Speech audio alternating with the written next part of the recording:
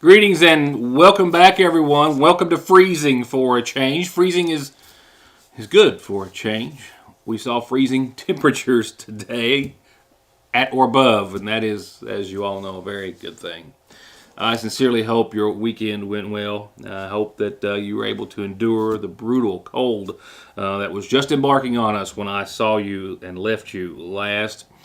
And we will talk about that, how not entirely, certainly, but I am glad to report a relatively slow news day today and or days. Not necessarily a good thing in this business, but in this particular instance, we'll put that in the win column as not a whole lot happening out there news-wise today, and the number of EMS calls that came into our rescue, fire, ambulance, police personnel over the course of the Christmas holiday. As far as major weather-related accidents or incidents, there weren't any major ones. A number of minor accidents and breakdowns and things of that nature, but nothing resulting in any serious injury or destruction or anything of that nature that I'm aware of, and that is a good way to, of course, start any type of weather event to the extreme that we just saw. And we'll go from that extreme to not another, but comparatively, maybe a bit. We're going to go to warm and wet conditions, 60 degrees, and possibly a good amount of rainfall for your New Year's weekend, which now is upon us. So we'll talk about that in more detail tonight. A number of things that when we get to announcements, sadly a lot of obituaries. And frozen pipes, one of the biggest stories, from the state and from other states, and that will make it into my headlines this evening, and how it's going to change the repairs to one county building. It's not going to change or cause too many disruptions, except for the planned swearing-in ceremony for tomorrow morning. So we'll talk about that in more detail and more news in just a minute. Ratliff & Ratliff Family Dentistry, locally and family-owned since 1969, is now proudly providing treatment for headaches, jaw and muscle pain. They offer trigger point therapy along with Botox to effectively treat and reduce symptoms of TMJ pain. And Dr. Beth Ann, member of the American Academy of Facial Aesthetics, also offers Botox therapy and dermal fillers for all of your cosmetic needs. Call 349-2812 to schedule an appointment and allow their highly trained and friendly staff to take care of all your dental and cosmetic needs.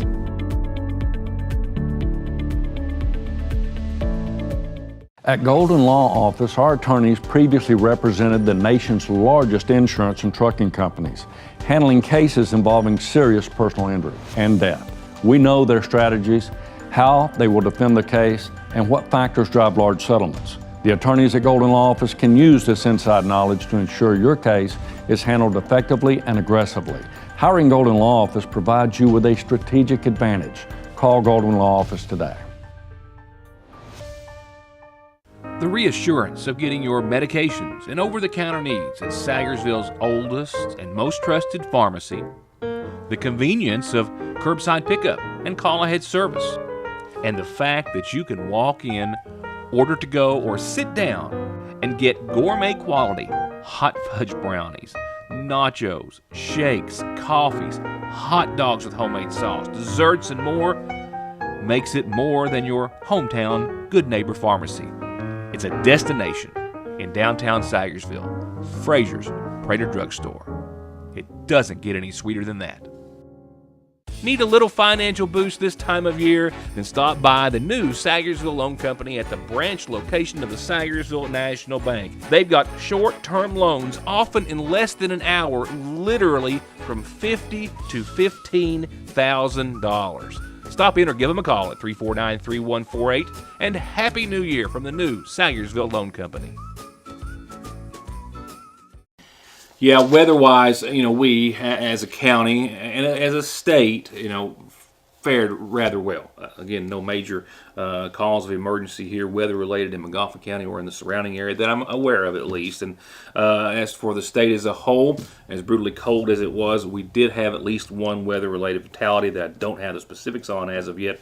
But when you compare us, and of course you never can weather-wise really, but when you think about the blizzard that rolled on through parts of the eastern United States, now it has claimed, we believe, 64 lives as a result. A couple of counties, Buffalo in New York, for example, almost half of those. So New York getting just hammered with 4 feet of snow and more.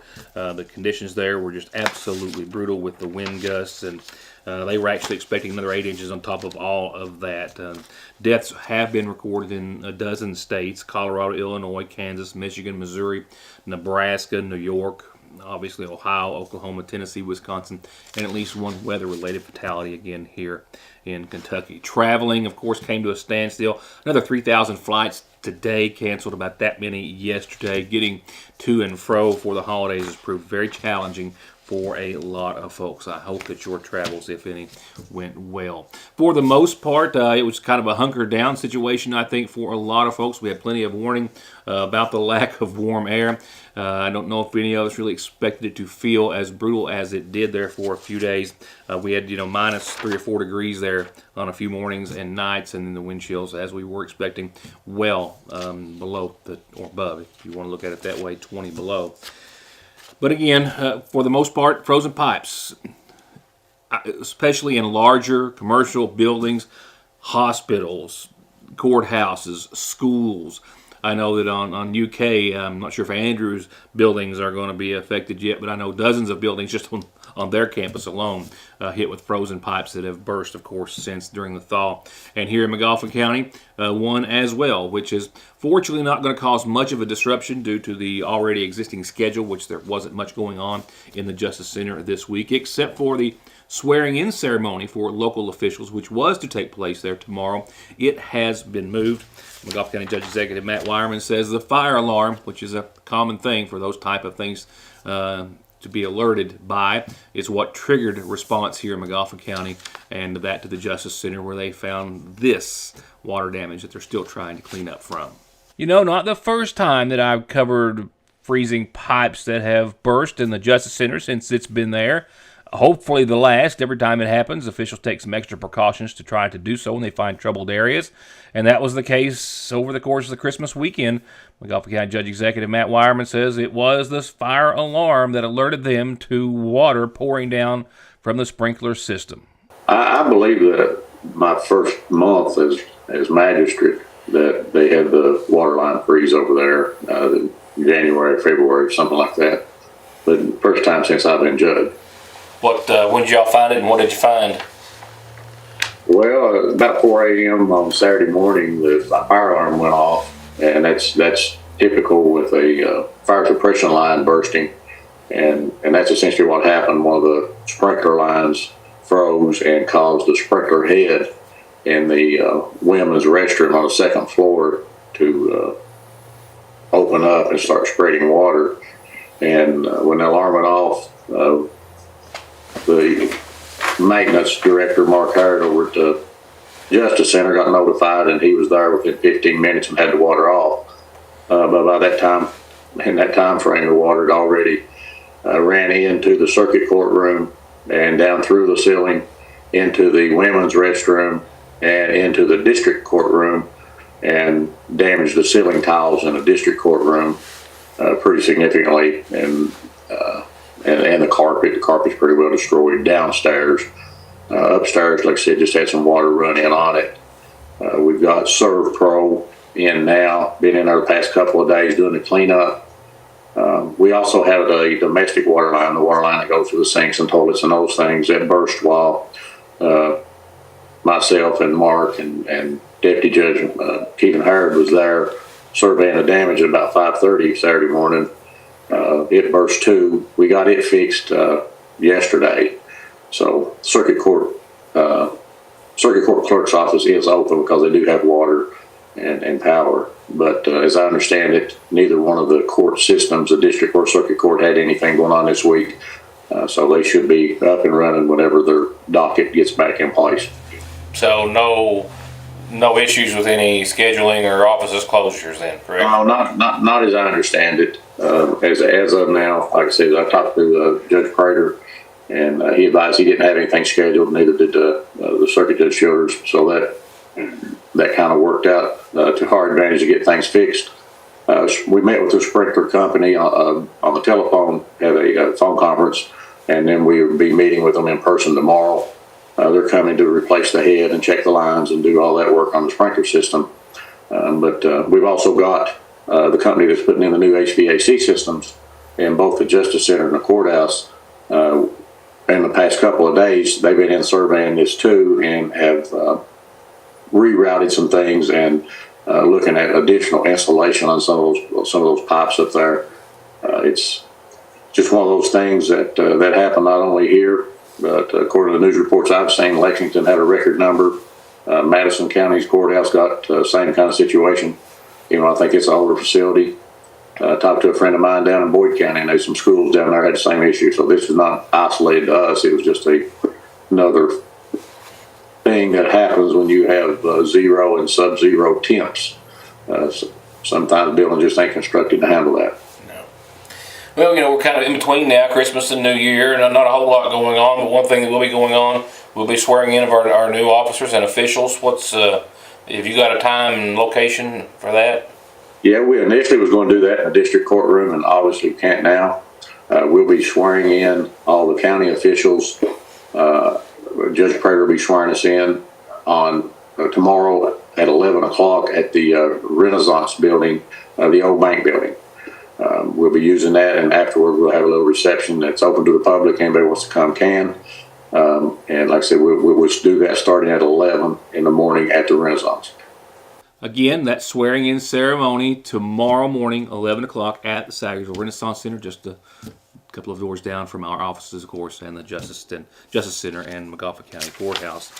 With that said, a brief break. When we come back, a brief calendar and some other announcements, and then we'll talk about the big change in your forecast. Certainly by comparison, we're going to do a 180 for a few days, and certainly by the weekend. I'll be right back. 3 days into the week, we'll get you 3 pieces of chicken and all the fixings at your Sagersville Lee's. Wednesday's special is a 3-piece meal, breast, leg, thigh, or leg, thigh, wing, and both come with your choice of any 2 of our famous homemade sides and a biscuit. Sure, you can shop around, compare the price and the meal, and you'll see that you can't, or you can just come to Lee's Wednesday, tomorrow, for a 3-piece meal special.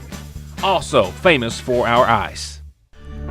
Banking from home or on the go has never been easier and will forever be an important and necessary part of life. And Sagersville National has been and will always be at the forefront of meeting and exceeding your financial needs and giving you the safest and most worry-free online and mobile banking so you can worry about the important things, like what's for dinner. They're there when you need them at the main and branch locations of the Sagersville National Bank. From Dustin, Megan, Michelle, Robin, Jessica, Keisha, and Diane, and myself, Jesse Rudd, owner and pharmacist at Parkway Pharmacy, we would like to wish you and your family a Happy New Year. May God bless. Just like you can count on the fact that Christmas has come and gone, so too will the after Christmas sale at the seasonal shop. This might actually be the best time of the year when everything in the shop is 50% off. At least 50% off on everything Christmas inside the store, and other great bargains and specials posted practically every day. Didn't get everything on your Christmas list? Maybe need a late gift? Maybe want to get a head start on your decorating for next year? They're all perfect reasons to stop by now, as soon as you can. The Seasonal Shop in downtown Sagersville. Their annual Christmas sale is one of the biggest of the year. 50% off everything Christmas inside the shop until it's gone.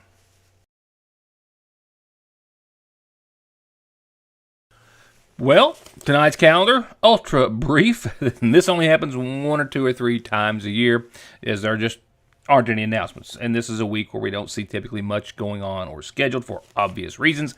So just a quick reminder, birthdays and anniversaries here. This is how you get them on the program. And remember, while I've got your attention just for a second, if you would like to see your birthday or that of someone else's birth announcement or anniversary published in the Sagersville Independent, they're free there too, but just send those to Heather at sagersvilleindependent.com, and she will make sure they are in there.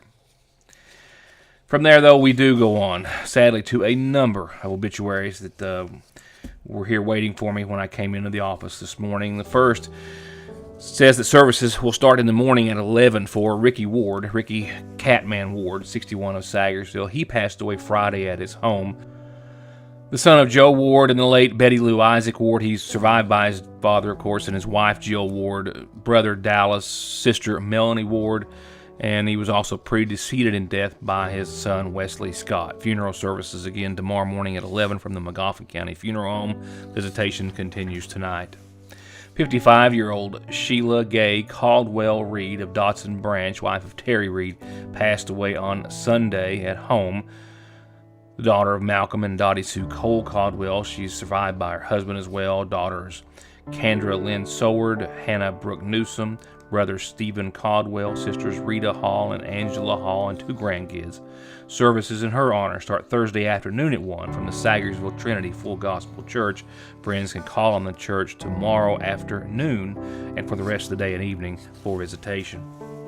47-year-old Teresa Sloan Allen of Sagersville, formerly of Prestonsburg, passed away Thursday at Cabell Huntington, the daughter of the late Ellis and Iona Gillum Sloan. She's survived by a daughter, Candace Triplett, 3 stepchildren, Sherry Allen, Travis Hall, and Ricky Scaff, and brothers Gregory Sloan, Craig Sloan, Gary Sloan, and Larry Sloan, and her sisters Barbara Terry, Angela LeMaster, Marcella Howell, and 4 grandkids. She was preceded in death by her husband Ezra, and services will start in her honor Friday morning at 11 from the McGoffin County Funeral Home. Visitation will be at the funeral home starting Friday morning at 10. Arrangements incomplete at this hour for the following. 73-year-old Rosetta Allen of Sagersville, who passed away Sunday at Sagersville Nursing and Rehab. 64-year-old Bonnie LeMaster of Sagersville, who passed away yesterday at Paintsville ARH. 80-year-old Ray Barnett of Middle Fork, who passed away yesterday at Paintsville ARH, survived by his wife Mary. All those arrangements still incomplete, but to be announced soon by the McGoffin County Funeral Home.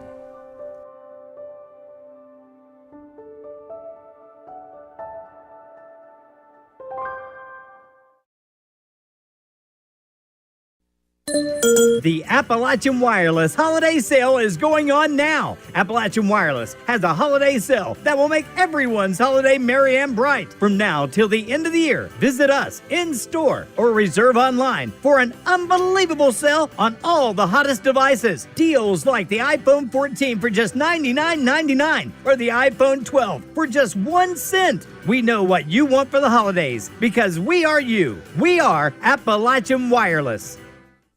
Don't let Mother Nature be the one to remind you about your tires. Stop by Conley Tire and let them make sure that you're safe in getting from A to B. Tires, wheels, oil changes, brake repair, and maintenance. And be sure to click on ConleyTire.net for all the latest offers with 6 months no interest payments at Conley Tire or ConleyTire.net. Hello, I'm Dr. Cheryl Stalder-Cheney, podiatrist currently located in Sayersville, Kentucky. I've been servicing patients within Eastern Kentucky for the past 20 years. Our feet are the foundation for everything we do, and whether you're suffering from fractures or injuries, need custom orthotics, diabetic foot care, sports medicine, heel pain, wound care, or anything else foot related, relief is just one step away. Welcome to Hope Family Podiatry Center, where we take care of all of your podiatric needs. Located on the Parkway next to Hope Pediatrics. I'm Bill Tinker. I've spent the past 19 years defending insurance companies in car crashes, truck crashes, and slip and falls. Are you involved in a case like that? Is the insurance company giving you the runaround about your medical bills, your benefits, or your lost wages? Contact me at McFarland Tinker Law Office. With our combined experience of over 58 years, we're here ready to work for you. Now on to that all-important Licking Valley RECC 7-day. Tonight's low of 24, with the exception of today and maybe yesterday, the highest temperatures that we've seen, of course, since the holiday began. With that said, we are expected to climb to 60 degrees by the end of our outlook, and that will as well be accompanied by some still unknown rainfall amounts that could be heavy at times for the new year. I will be keeping an eye on the rain throughout the rest of the week of programming, and we'll talk about that. But for now, let's just focus on what we do know and what we do like about your forecast, which is not always the same thing. It's going to be sunny and warmer than what it should be instead of much, much, much, much colder. 24 degrees tonight. Well, I mean, when you walk out after what we've been enduring, it's amazing how warm 24, much less anything higher than that, can feel. Mostly clear skies, calm winds. That's just going to wrap up a pretty short and, somewhat sweet Tuesday evening. Tomorrow, sweeter still, pushing 50 degrees tomorrow, sunny skies. Winds out of the southwest are going to start to pick back up, 5 to up to 20, 21 miles per hour. No precipitation associated with that, just some winds. 49 for your high, 27 for your low. Thursday, warmer still, pushing 60, but not quite there yet. I think we'll see right around 57, so says the National Weather Service. Sunny skies, winds out of the southwest, but not as much as tomorrow, closer to 6 to 8, maybe 10 degrees at times on your Thursday. So sunny and, dare I say, warm for your Thursday. Now, clouds will be on the increase late Thursday night. No precipitation. Those chances will not start until your Friday, and they will not start until Friday afternoon. Right now, the window for the rain looks to be literally afternoon or 1 or so on your Friday. About a 30% chance of showers. Shower chances will increase to a likelihood 60 or 70% by Friday early evening and thereon. 56, 43 for your high and your low, so certainly some much more mild temperatures along with that rain, which makes it a no-brainer. This will be a rain event. No mention of any snow or anything of that nature in this forecast, glad to say. As for the new year, the last day of this one and the first day of the next, well, we'll flip the screen here in just a second and go on to your weekend. Sad to say, even though it's going to be continued warmth as far as temperatures are concerned, in the mid-50s again for your Saturday. Rain still likely with this setup that we're going to be talking about all week long into the first half of your weekend. With showers likely on your Saturday, clouds and showers and mid-50s, nighttime lows mid-40s, no complaints about the temperature. New Year's Day on Sunday, shower chances really only linger till like 8 o'clock in the morning or so. So I think over the course of Saturday night, late Saturday night, very early, on New Year's Day, Sunday. I mean, it might be 6 or 7 or 8 o'clock. We might have a lingering shower. But afterwards, we're going to dry up for the first day of the year. 58 degrees and partly sunny for the majority of your Sunday, 41. And remember, days are getting longer from here on. It's officially winter, and then we've already seen the shortest day of the year, and that's all good news. We're on the uphill swing of this. Monday, 62, and Tuesday, 66 for being on the uphill swing. How's that grab you? A little sunshine there, of course, on Monday. Not so much on Tuesday with another round of clouds and showers in store that, will warrant keeping our eye on some possible heavy rainfall again, but it's a week out. Let's wait and see. And that will do it for now until I see you back here tomorrow night, one of the very last few days of reporting for 2022. Good night, good evening. Stay safe, and see you tomorrow.